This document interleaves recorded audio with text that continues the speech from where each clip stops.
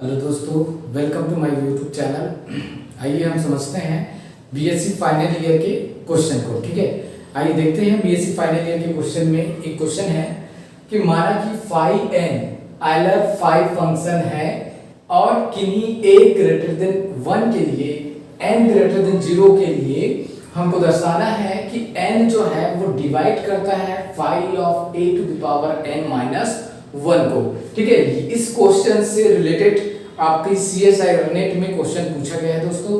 तो ये जो है ऑटोमॉर्फिज्म ऑफ ग्रुप जो हम पढ़ रहे हैं उसी से रिलेटेड क्वेश्चन है। बहुत ही अच्छा क्वेश्चन है। आप क्वेश्चन को इसको ध्यान से समझिएगा। देखिए, सबसे पहले आप क्या कर लीजिए, यदि इसको प्रूव करना है तो प्रूव करने के लिए क्या करते हैं कि मान लेते हैं G be the cyclic group which is generated by B। ठीक है, G क्या है? एक चक्रीय समूह है जो B से जनरेटेड है और वह इस प्रकार से है कि B की जो ऑर्डर है वो ग्रुप के ऑर्डर के बराबर होगा और उसकी ऑर्डर को हम मान के चल रहे हैं जो यहाँ पे लिखा हुआ है। तो a to the power n minus 1 के रूप में हम लोग मान रहे हैं। ठीक है, तो उसकी ऑर्डर G की ऑर्डर कितनी है? a to the power n minus 1 या B की ऑर्डर के बराबर है, ऐसा हम मान के चल रहे हैं। ठीक है, दूसरी बात, हम लोग ऑटोमॉर्फिज्म ऑफ ग्रुप में मैंने इसके प्रीवियस लेक्चर में ऑटोमॉर्फिज्म ग्रुप के जो मैपिंग है उस मैपिंग को हमने इस तरीके से रिप्रेजेंट किया था। तो उस मैपिंग को हम लिख रहे हैं T of A such that G से G और जहां T of AX is equals to A to the x to the power A for every x belongs to G। ये क्या है? एक ऑटोमॉर्फिज्म ग्रुप का एक मैपिंग है। ठीक है, जहां A जो है वो G का कोई एक फिक्स मेंबर मैंने यहाँ पे कंसीडर किया है। ठीक है, जो कि A जो है 1 से ग्रेटर देन हो सकता है, इस टाइप का लिया हुआ है। ठीक है, और इसके बाद मैं आपको बता दूं यहाँ पे जो A और A to the power n minus 1 जो होगा उसकी जो जीसीडी है ग्रेटेस्ट कॉमन डिवाइजर। ठीक है, आप A को कुछ भी चुन लीजिए और a के पावर में n ले लीजिए। n का मान आपको ग्रेटर देन 0 रखना है और n माइनस 1 करने से इन दोनों की जीसीडी जो होगी ग्रेटेस्ट कॉमन डिवाइजर जो होगा वो ऑलवेज 1 आएगा, है ना। इसका मतलब यहाँ पे n की बात हो रहा है ना, नेचुरल नंबर की बात हो रहा है। आप चाहो तो 2 रख सकते हो, 3 रख सकते हो, 4 रख सकते हो। जैसे n को मैं मान लेते हैं, a को मैं 2 लिखता हूँ, यहाँ पे इसको मैं 2 लिखता हूँ और n के पावर को भी 2 लिखता हूँ। तो a भी 2 है और a भी 2 है, ये दोनों जो है ऐसा निकालो तो ये आपका 2 रहेगा, ये आपका क्या हो जाएगा? 4 रहेगा। 4 माइनस 1 दैट इज 3 आएगा। तो 2 और 3 को डिवाइड करने वाला ऐसा कौन सा मेंबर है जो ग्रेटेस्ट है उसको बताना है। तो इसका 2 और 3 को डिवाइड करने वाला एक ही मेंबर हो सकता है और वो क्या है? वो क्या है? 1 है। तो इसीलिए हम बोलेंगे किसी भी एलिमेंट a के लिए ग्रेटेस्ट कॉमन डिवाइजर a और a to the power n minus 1 के लिए हमेशा क्या होता है? 1 होता है। ठीक है, दूसरी बात, यहाँ पे T ऑफ A को मैंने अपने प्रीवियस लेक्चर में प्रूव कर लिया है कि T ऑफ A जो है ऑटोमॉर्फिज्म ऑफ G होता है। ठीक है, तो T ऑफ A जो है ऑटोमॉर्फिज्म G का मेंबर है। अब हम क्या करेंगे? इस T ऑफ A का ऑर्डर फाइंड करने का प्रयास करेंगे कि इसका ऑर्डर क्या होगा। यदि इसका ऑर्डर हम निकाल लें तो इसकी जो ऑर्डर है वो ग्रुप के ऑर्डर को डिवाइड करेगा। क्योंकि ऑटोमॉर्फिज्म G की जो ऑर्डर होती है वो हमेशा ध्यान रखना इसके ऑर्डर के बराबर, मतलब ये होता है, मतलब ऑटोमॉर्फिज्म G की जो ऑर्डर होती है phi of a to the power n minus 1 होता है। यदि हम निकाल लेते हैं T ऑफ A की ऑर्डर, TA की ऑर्डर, तो TA की जो ऑर्डर होगी वो फाई के और मतलब ऑटोमॉर्फिज्म जो ग्रुप है उसके ऑर्डर को हमेशा डिवाइड करेगा। मतलब एलिमेंट का ऑर्डर ग्रुप के ऑर्डर को हमेशा डिवाइड करता है। तो इसलिए हम इसके एलिमेंट का ऑर्डर हम फाइंड करने का प्रयास कर रहे हैं।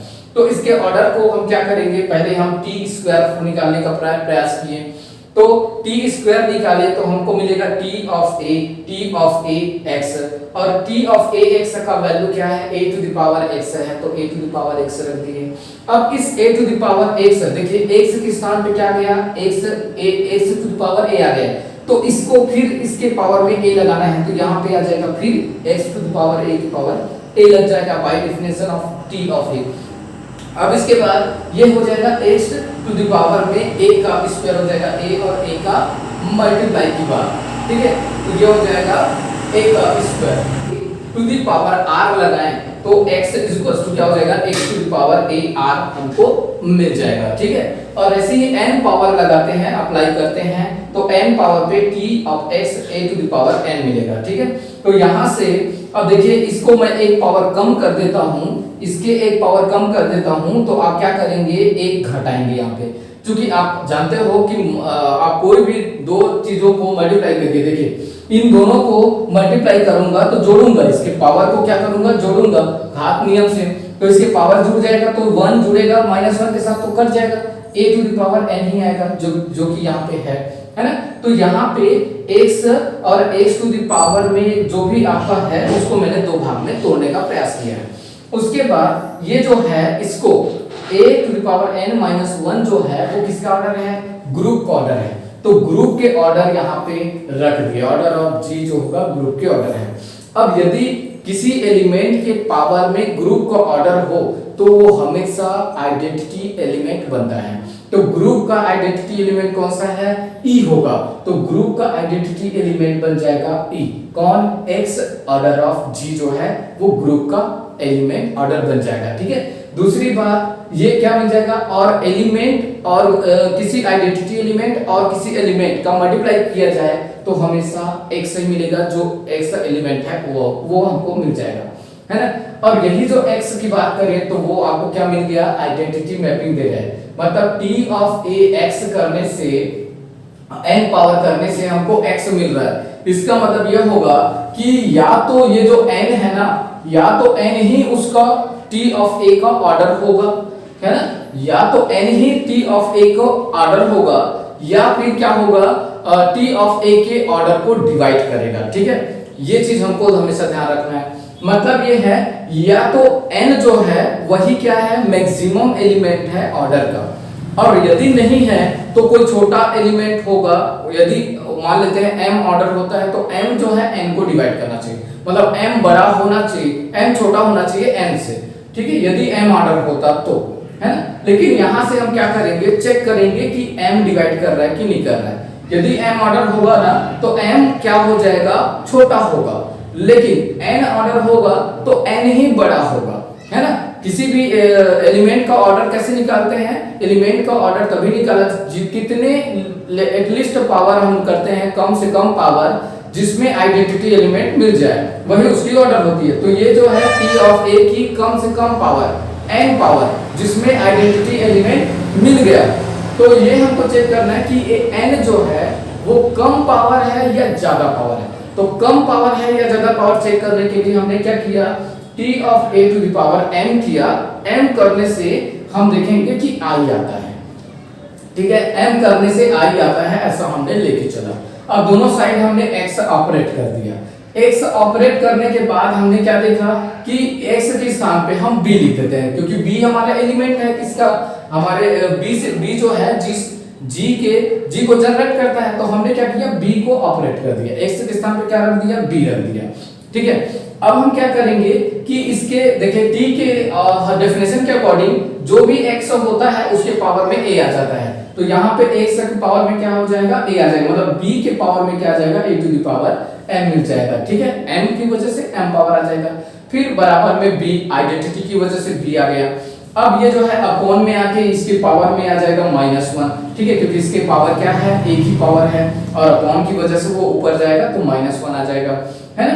अब आप क्या करिए, b की जो पावर है वो क्या मिल गया, a to the power m-1 मिल गया, जो कि आइडेंटिटी है। इसका मतलब ये हुआ कि b की जो ऑर्डर होगा ना, उसको b की ऑर्डर जो है इस पावर को हमेशा डिवाइड करेगा, क्यों, क्योंकि इस पावर पे भी क्या आ रहा है, आइडेंटिटी आ रहा है ना। जैसे हम लोग सामान्य एक बार देखे थे कि order of a is equal to 2 लिखा हो तो इसका मतलब होता है a square is equal to e आएगा।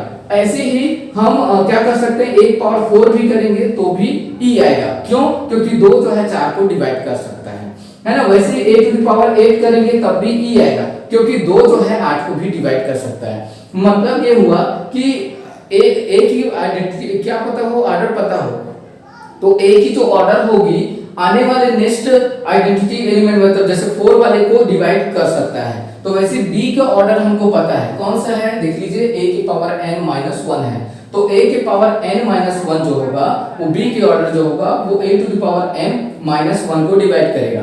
इसके जगह में हम रख दिए a to the power n-1 रख दिए, इसको डिवाइड करेगा।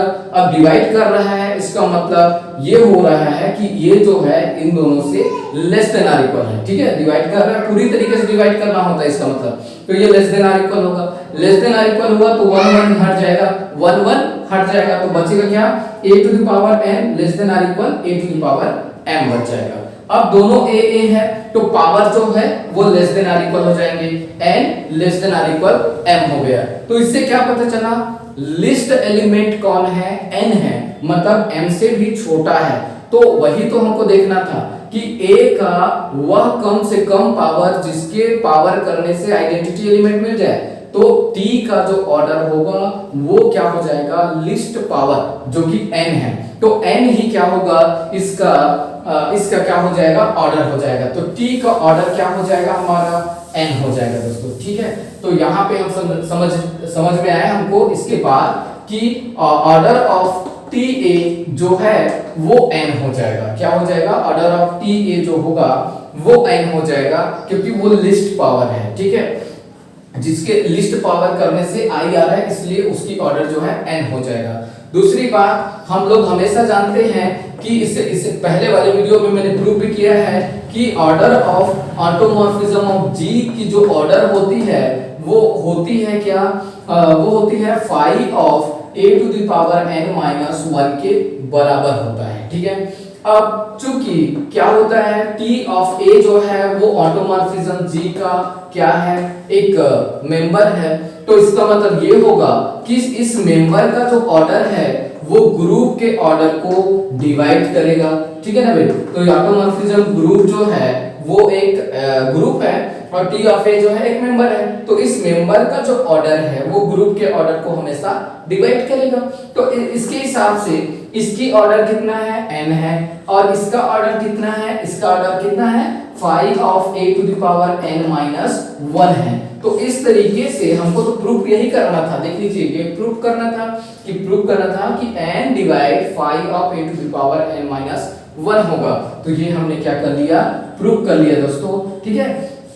तो इस टाइप के क्वेश्चन को आप हमेशा केयरफुली सॉल्व करेंगे और आसानी से इसको सॉल्व किया जा सकता है यदि आप ध्यान से इसको समझें।